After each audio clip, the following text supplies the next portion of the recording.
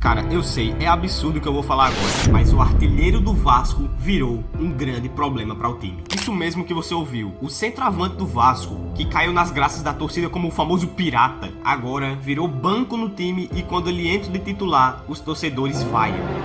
Esse é um dos grandes problemas que o Vasco enfrenta nos últimos meses e é isso que eu quero falar pra vocês nesse vídeo. Como Pablo Vegetti, o artilheiro argentino, foi de herói a vilão muito rápido no time do Vasco. Sem mais enrolação, bora destrinchar muitas coisas que fizeram o Vegetti se transformar num grande vilão para o time. Então sem mais enrolação, segura na minha mão, bora nessa, assiste até o final. Eu tenho certeza que o último ponto que eu vou defender aqui nesse vídeo, cara, você vai ficar maluco. Você vai ficar maluco, eu te garanto. Vamos nessa. Eu quero falar que o Vegetti virou um vilão, assim como você, se você não deixar o like e não se inscrever no canal. Ok, eu sei, isso foi do nada, foi um gancho horrível, mas por favor, cara, deixa o seu like aí que não custa nada, ajuda o meu trabalho aqui. Cara, eu sei que é um grande problema esse do Vegetti. Afinal, ele é o artilheiro do time, é o capitão e os números dele não mentem, cara. Ele tem 26 gols e 2 assistências na atual temporada. Ou seja, o cara já fez mais de 25 gols na temporada. E isso para um atacante, cara, é ótimo, é muito bom. Cara, o Vegetti entrou no time em 2023 e esse ano era esperado que ele continuasse matador, porque nos últimos anos o Vegetti é esse cara que chamou a responsa pro Vasco e disse: eu vou ser o artilheiro aqui, ninguém vai me tirar. Mesmo enquanto via os torcedores, muito torcedores, inclusive eu, reclamarem a cada jogo que passava do Vegetti, cara. E o Vegetti nesses últimos dias enfrentou muitas secas de gols. Ele passou vários e vários jogos sem marcar. Imagina só, cara, o homem gol sumiu do campo, pô. De repente, do nada. Cara, atualmente, no dia que eu estou fazendo esse vídeo, eu vou mostrar aqui uma print pra vocês verem. Esse aí é os últimos jogos do Vegetti no Vasco. Dá pra ver que o último gol dele foi contra o Bragantino no dia 26/10, que ele marcou 2 gols. Ou seja, contra o São Paulo ele não fez gol, contra o Botafogo ele não fez gol, contra o Juventude ele não fez gol, contra o Grêmio, contra o Bahia, contra o Internacional e contra o Mirassol. E esses foram os jogos mais importantes da temporada, cara, que foi nessa reta final, onde o Vasco tava lutando contra o rebaixamento. Atualmente o Vasco não tem mais chance de cair.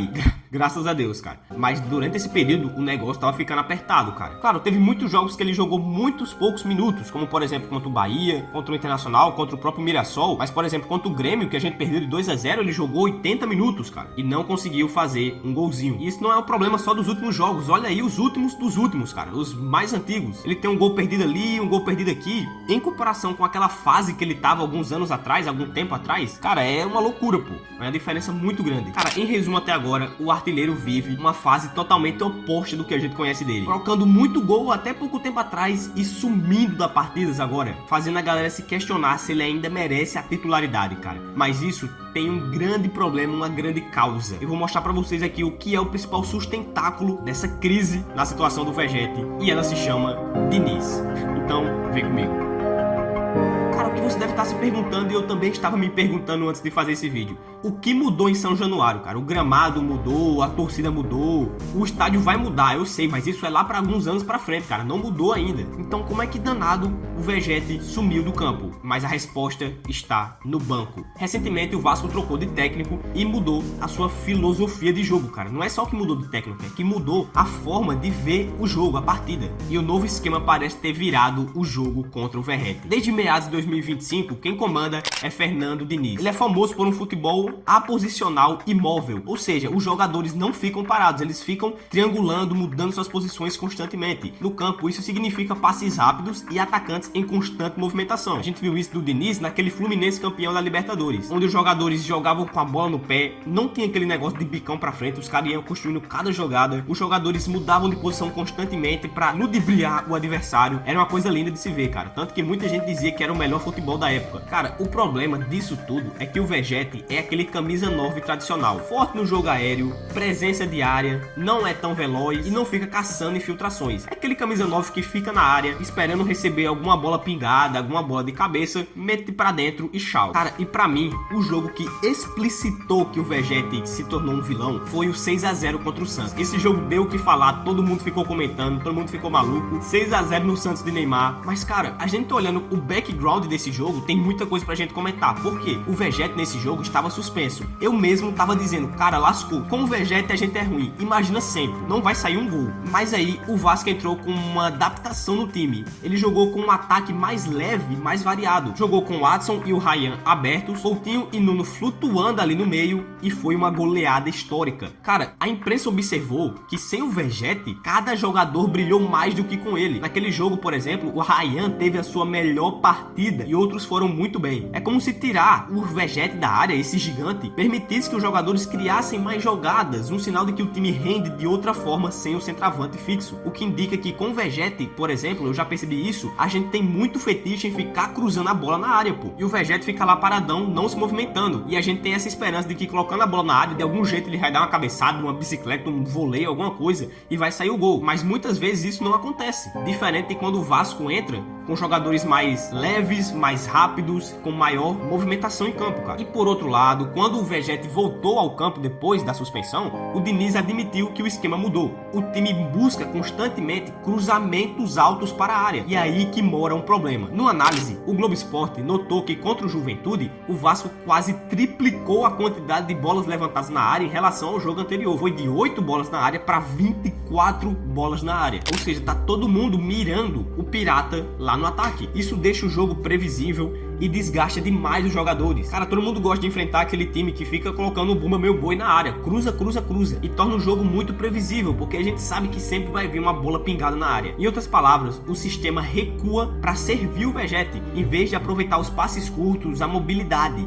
E isso desequilibra demais a equipe. Apesar de todas essas dificuldades táticas, o Diniz ainda acredita no camisa 99. Eu também acredito, cara, não vou mentir. Em entrevistas, o Diniz disse que o forte do Vegete, todo mundo sabe, ele é goleador. E, cara, eu concordo demais com essas afirmações do Diniz. Ele sabe o caminho do gol, mano. Ele tem um faro do gol. Mas o Vegete precisa de um bom volume de jogo em sua volta pra ele brilhar, cara. Ele não tem como fazer nada sozinho. E o Diniz até reforçou que o Vegete dá muita opção taticamente e é um dos líderes do vestiário, o que importa muito também, já que ele é o capitão do time, cara. Ou seja, o treinador insiste que prefere manter o argentino no time, mesmo que isso exija outro estilo de jogo, cara. E o principal drama dessa história toda é que a fórmula atual simplesmente não tá dando certo. É, cara, é uma situação muito complicada. Mas agora vamos falar de números de verdade, porque afinal muita gente diz que os números não mentem. Cara, a era Diniz deixou o Vegete muito mal na parada. As estatísticas dizem que a sua média de gols despencou. Nas últimas temporadas, de 23 para 24, ele chegava a 0,43 gols por jogo. Mas atualmente, nessa atual temporada, eu peguei esses últimos 8 jogos dele no Brasileirão e fiz uma média e deu 0,25 gols por jogo. Ele passou, antes desses jogos que eu peguei para fazer essa média, 7 jogos seguidos sem marcar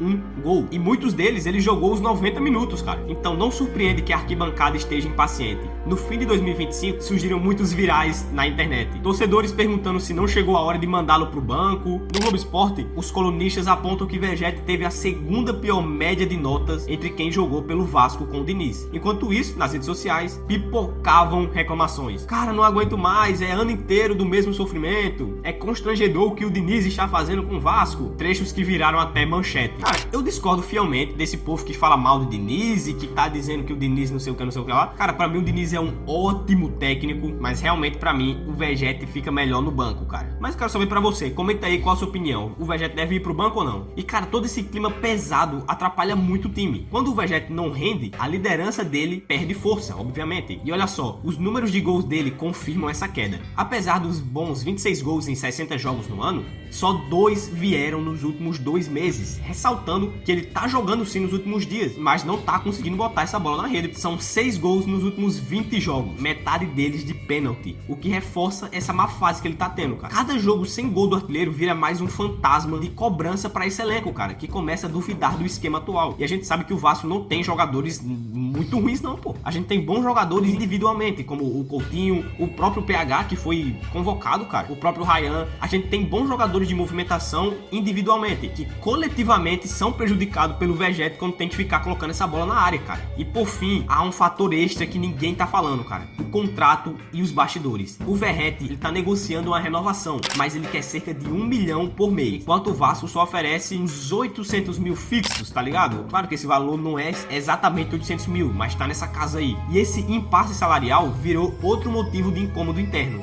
Essa novela toda tá muito além dos campos, cara. A diretoria teme perder o Matador, mas sabe que a paciência da torcida está no fim. Ou seja, a gente tá num grande impasse, numa faca de dois gumes. Cara, no final de tudo isso é muito complicado. Fica a pergunta: o Verratti ainda é a solução ou ele virou um problema? Até agora ele continua uma escolha de confiança pro Diniz. Afinal, foi titular em praticamente todos os jogos do técnico e segue o artilheiro do time na temporada. Mas a pressão subiu demais, cara. Se o Vasco quer se manter em dia com o futebol moderno, vai ter que se adaptar ao veterano argentino ou mudar a sua estratégia. Talvez o próprio Verratti precise de um descanso para recuperar a confiança, ou quem sabe o Diniz precisa arriscar um esquema alternativo nos momentos mais cruciais da temporada, cara. De qualquer maneira, a torcida vascaína promete tensão até o fim do campeonato. Foi muito divertido ver o poder de fogo do Verratti no ano passado. O cara fez gol pra dar e vender. E hoje em dia, cara, é meio torturante ver ele encaixotado no banco. Você não concorda comigo, não? O roteiro atualmente está assim. Cabe a ele e ao time provar se dá pra juntar Verratti e Diniz no mesmo time, ou se o Matador vai ter mesmo que passar por uma reconfiguração no seu estilo de jogo. Enfim, só o tempo vai dizer